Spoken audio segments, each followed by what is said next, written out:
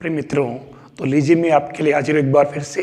रीट के अंदर जो मेंस एग्जाम आप देने जा रहे हैं उसके अंदर सबसे पहले मैं बात करना चाहूँगा, अभी तक जो कंटेंट मैंने पहुँचाया वो आप तक पहुँचा, कंटेंट अच्छा था, आपने कमेंट भी किए, अच्छा लगा। लेकिन आज का जो टॉपिक है विज्ञान के अंदर, अभी तक मैं बायो की तरफ चल रहा था, अब मैं थोड़ा फिजिक्स की तरफ चलूँगा। और उसके अंदर जो टॉपिक आपका जो सिलेबस में क्लियर दे रखा है वो टॉपिक है गुरुत्वाकर्षण। ठीक है। और गुरुत्वाकर्षण यूँ तो आपने सभी, क्योंकि ज़्यादातर आप सब बीएससी कर चुके हैं तो आपने पढ़े हैं, लेकिन गुरुत्वाकर्षण के अंदर कहाँ कहाँ से क्या क्या टॉपिक्स मेन बनते हैं और उन टॉपिक में से कहाँ से क्वेश्चन बनते हैं, वो चीज़ें मैं आपको एक बिल्कुल शॉर्ट उसमें आपको यहाँ बताना चाह रहा हूँ। तो लीजिए हम स्टार्ट करते हैं आज गुरुत्वाकर्षण। देखिए, गुरुत्वाकर्षण की बात हम करें, जो मेन पार्ट है वो तो अपन जानते हैं, लेकिन सबसे पहले बात आती है ये जो 5वीं सदी की बात है। ठीक है ना, 5वीं सदी के अंदर सबसे पहले सिद्धांत, ये सिद्धांत शिरोमणि का नंबर तो बाद में आता है देखिए, लेकिन उसके पहले आर्यभट्ट, जिसको अपन अच्छी तरह से जानते हैं, सभी नाम सुना है, जानने का मतलब, और इसने सबसे पहले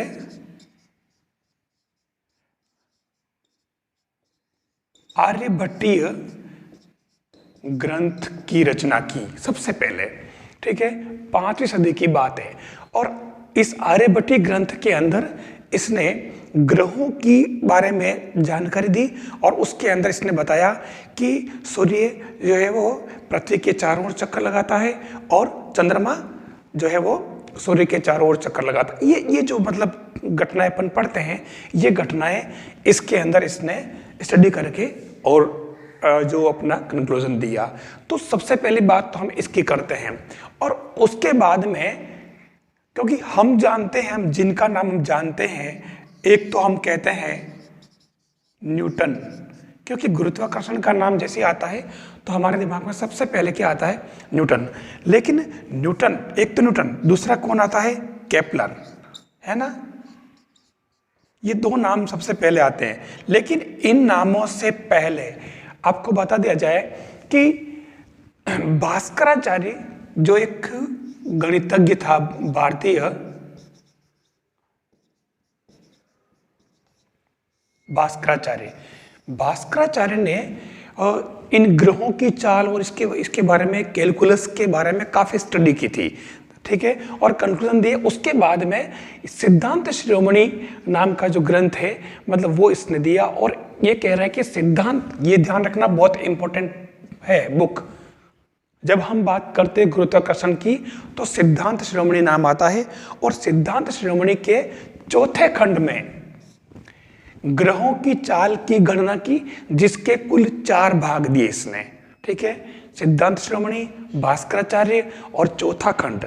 और चौथे खंड में इसने ग्रहों की चाल की गणना की और इसके भी 4 भाग दिए। ठीक है, अब 4 भाग में सब क्या खास बात है, देखिए इसके अंदर जो इसने लीलावती, बीजगणित, ग्रह गणित और गोलाध्याय, ये 4 भाग इसके थे। तो लीलावती के अंदर जो था वो क्या था? अंक गणित के बारे में सारी जानकारी थी। बीजगणित का नाम सीधा सीधा है, इसके अंदर बीजगणित जैसा नाम है वैसा ही इसका काम है, बीजगणित का स्टडी इसके अंदर थी। ग्रह गणित, ये भी नाम वैसा ही, इसमें ग्रहों की गति के बारे में इसमें जानकारी थी। चौथा है गोलाध्याय। गोलाध्याय नाम से लग रहा है, इसमें गोले यानी कि स्फेयर से संबंधित अवधारणाएं दी। ये आपके इसके अंदर 4 पार्ट है मुख्य रूप से इसके अंदर। और इसके अलावा 2 चीजें और थी, एक था करण कौतूहल और दूसरा था अपने, बहुत ही अलग वर्ड है, वासना भाष्य। ये 2 ग्रंथ और है और ये भी किसके हैं, आपके ये इन्हीं के भास्कराचार्य के ही, ठीक है ना। ये भी भास्कराचार्य ने दिए हैं, लेकिन इनके बारे में ज़्यादा डिटेल वो नहीं हो पाया स्टडी, लेकिन ये जो है उस समय से काफ़ी इंपॉर्टेंस रखते हैं और अभी तक भी ये इसके अंदर काम आ रहे हैं। तो ग्रहों की गति के बारे में हम बात करें उसके पहले हमें ये सब जानकारी होनी चाहिए कि गुरुत्वाकर्षण से संबंधित जो नियम थे उनकी जानकारी के लिए सिद्धांत शिरोमणि के चौथे खंड के अंदर ग्रहों की चाल के बारे में बात की, और उसके अंदर जो ग्रंथ है लीलावती, बीजगणित, ग्रह गणित और गोलाध्याय, ये अपने को ध्यान में रखना है, और इनमें ये किस किस से संबंधित है वो भी ध्यान रखना। ज़्यादा डिटेल इसके अंदर अपने को जानने की जरूरत नहीं है। इसके अलावा कर्ण कौतूहल और वासना भाष्य ये इसके अंदर मुख्य रूप से आएंगे। इसके बाद हम बात करें, क्योंकि ये जो चीजें आ रही है ये सब जो है पहले ही घटित हो चुकी है। न्यूटन और केपलर का नंबर बाद में आता है गुरुत्वाकर्षण पर, मतलब उसके बाद में इन्होंने, क्योंकि जो ओरिजिनल वर्ड है, ध्यान देना, ये जो गुरुत्वाकर्षण वर्ड है इस वर्ड को तो इसने गढ़ा है न्यूटन ने, लेकिन इसके बारे में स्टडी पहले ही इन ग्रंथों में हो चुकी है। ये अपने को ध्यान रखना है। नाम किसने दिया, नाम न्यूटन ने दिया है, ध्यान रखना, गुरुत्वाकर्षण, ठीक है, ये अपने को ध्यान रखना होगा, न्यूटन, ठीक है। तो ये तो हुई मुख्य बातें। अब मैं बात करूं इसके अंदर जो मेन इसका सिद्धांत है जिस पर प्रश्न बनते हैं, एक तो हो गया ये, और दूसरी जो बात आती है वो मैं अब इसके अंदर ले लेता हूं। देखिए, गुरुत्वाकर्षण, आपको अच्छी तरह से पता है कि गुरुत्वाकर्षण से संबंधित जो नियम है वो क्या है।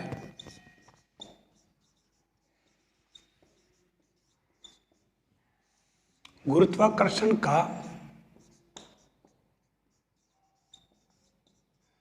सार्वत्रिक नियम, और किसका, न्यूटन का, ये अपने को पता हो। ये न्यूटन का गुरुत्वाकर्षण का सार्वत्रिक नियम है, ये इसने न्यूटन ने दिया है, ध्यान रखना। इसके साथ इसका नाम universal law of gravitation of Newton's law, इसको ऐसे कह सकते हैं, यूनिवर्सल लॉ। अब ये है क्या, इसको आप ठीक से समझ लें, आपने पढ़ तो रखा है वैसे। देखिए, यूनिवर्स के अंदर चाहे दो सजीव वस्तुएं हो, चाहे पार्थिव हो, छोटे पिंड हो, बड़े पिंड हो, सभी के बीच में मान लिया जाए एक पिंड आपके ये हैं और दूसरा पिंड ये हैं, ठीक है, और ये आपके m1 द्रव्यमान का है, ये m2 द्रव्यमान का है, और इनके बीच की दूरी r है। न्यूटन के गुरुत्वाकर्षण नियम से पहले हमें स्टार्ट करना होगा, दो पिंड चाहे छोटे बड़े हो, चाहे वो सजीव हो, चाहे वो पार्थिव हो, मतलब निर्जीव हो, ठीक है, कैसे भी हो, इनके बीच में इसने बताया कि एक अन्योन्य बल काम करता है। मैंने अन्योन्य बल नाम दिया, म्यूचुअल फोर्स, है ना, अन्योन्य बल, इसलिए कि इसके अंदर दो तरह से हो सकते हैं ये, अट्रैक्शन और रिपल्सन। इसलिए मतलब क्या, आकर्षण और दूसरा प्रतिकर्षण, दो बल हो सकते हैं। तो इसके अंदर हम अन्योन्य बल की बात करेंगे।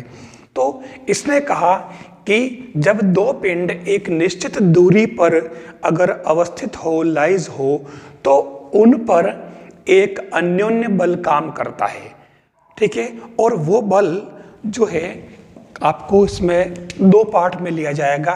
वो बल फोर्स समानुपाती होगा इन दोनों बलों के, दोनों पिंडों के द्रव्यमान के गुणनफल के, और दूसरा होगा वही बल समानुपाती होगा इनके बीच की दूरी के वर्ग के व्युत्क्रमानुपाती।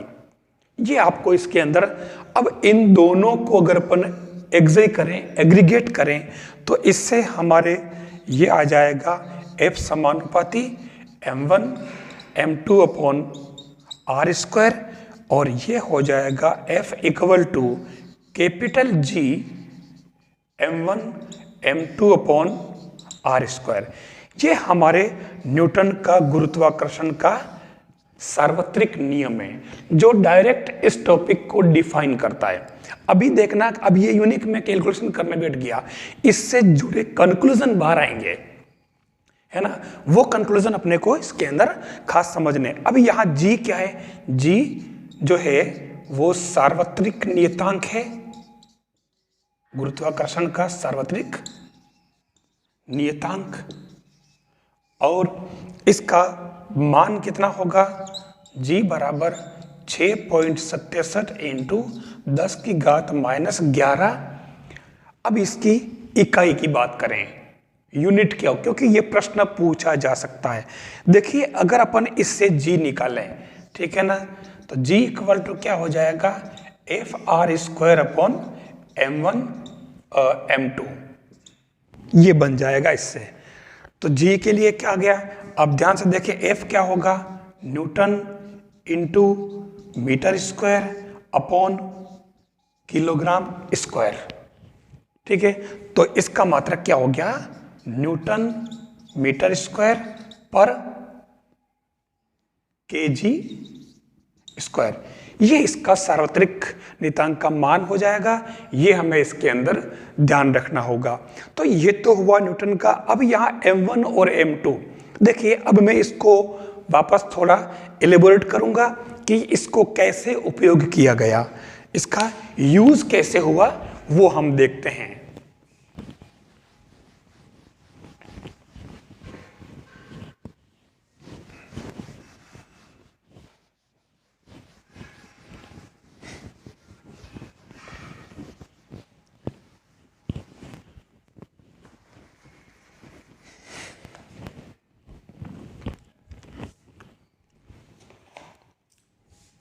अब देखना, मैंने जो दो पिंड लिए हैं, ये दो पिंड क्या किया यहां पर, अब मैं इसमें चेंज कर रहा हूं। मैं M1 की जगह तो ले रहा हूं M, और इसकी जगह ले रहा हूं कैपिटल M, ठीक है। ये तो कोई पार्टिकल है, कहां पर, ऑन अर्थ, ठीक है ना, पृथ्वी पर है कोई पार्टिकल है, और ये आपके खुद हो गई अर्थ, पृथ्वी, जिसका द्रव्यमान अपन ने m ले लिया, ठीक है। अब ये पृथ्वी पर है, तो यहां पर इनके बीच की दूरी जो होगी वो आपके क्या होगी, पृथ्वी की त्रिज्या हो जाएगी, रेडियस हो जाएगी अर्थ की, ध्यान देना, ठीक है। ये जो पार्टिकल है कोई कण है ये। तो अब यहां पर ध्यान देना है, हमारा जो टॉपिक आ रहा है वो आ रहा है, सेकेंड नंबर, वो आ रहा है कि G व G में संबंध, है ना। तो relation between G and G, गुरुत्वीय त्वरण G और सार्वत्रिक नियतांक G में संबंध। आपको मालूम है कि गुरुत्वीय त्वरण G का मान होता है 9.8 मीटर पर सेकंड स्क्वायर, ये अपने को ध्यान रखना है। और G का मान अपन ने भी पढ़ लिया है, वो क्या 6.67 10⁻⁻11 और न्यूटन मीटर स्क्वायर पर केजी स्क्वायर, ये अपने पर। अब G और G में संबंध की बात कर रहा है, हमें पता होना चाहिए कि हम दो केस लेते हैं। अपन जानते हैं कि किसी पिंड में अगर त्वरण उत्पन्न हो A, और उस केस में अगर उस पर जो F होता है, F इक्वल टू अपन जानते हैं M है, और क्योंकि पृथ्वी पर है तो ये F इक्वल टू क्या हो जाएगा, mg। मतलब A की जगह अपन क्या यूज कर लेंगे, गुरुत्वीय त्वरण G, रेखीय त्वरण की जगह। एक तो हो गया ये, और दूसरा जो फोर्स है इन दोनों के बीच का जो फोर्स है वो, मतलब इस पर जो फोर्स पृथ्वी द्वारा जो अट्रैक्शन लग रहा है वो फोर्स हमारे कितना आ गया, G m1 m2 upon r square, Newton का गुरुत्वाकर्षण का सार्वत्रिक नियम, है ना। तो ये अब ये दोनों अगर आप इक्वल कर लें इसको और इसको, तो आपको मालूम है कि ये क्या हो जाएगा, mg बराबर m अपॉन r स्क्वायर। तो ये आपके हो जाएगा g इक्वल टू, ये क्या बन गया आपके, ये इसमें एक क्या बच गया, g रह गया था, तो ये g m upon r square, ये आपके g और g में संबंध हो गया है।